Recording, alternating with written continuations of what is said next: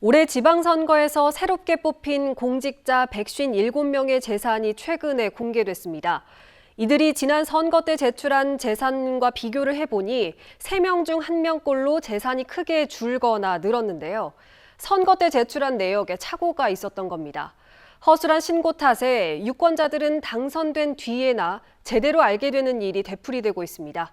이병선 기자입니다.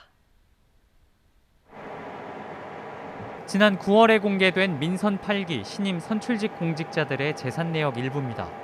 원광수 원주시장은 재산 총액 8억 1,200만 원을 신고했는데 지난 선거 때 신고한 3억 원에서 대폭 는 겁니다. 특히 16개 금융사에 1억 6천만 원 상당의 보험과 예금을 신고했는데 지난 선거 때 예금 목록에 2,500만 원짜리 보험 하나만 포함됐던 것과 차이가 있어 재산 축소 신고 의혹이 있습니다. 선거 기간의 착오라고 보기에는 지난 2018년 도의원 재직 당시 신고에도 있던 내용을 빠뜨린 겁니다. 축소 신고 의혹은 또 있습니다.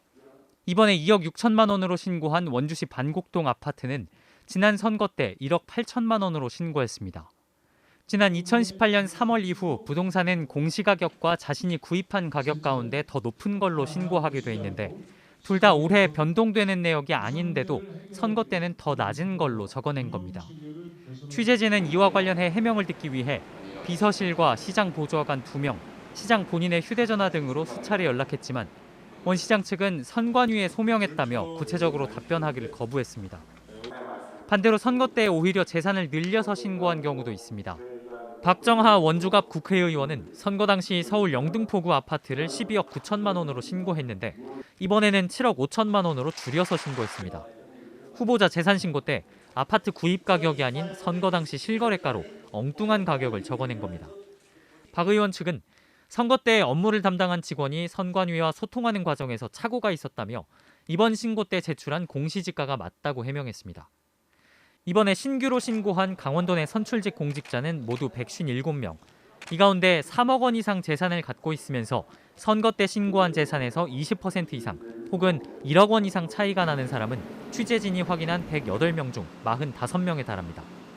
이처럼 들쭉날쭉한 고무줄 재산이 가능한 건 짧은 선거 기간 정확한 검증이 어렵다는 이유로 후보자 자진 신고에 의존하기 때문입니다.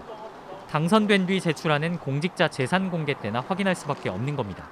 이틀 동안 신고를 하시면 저희가 성실교육과 심사에서 바로 공개를 하기 때문에 그 후보자 등록하는 날 바로 공개하기 때문에 저희가 뭐 실질적 심사를 할 수 있는 말씀드린 것처럼 권한도 없을 뿐더러 시간적인 그 여유도 없는 거죠.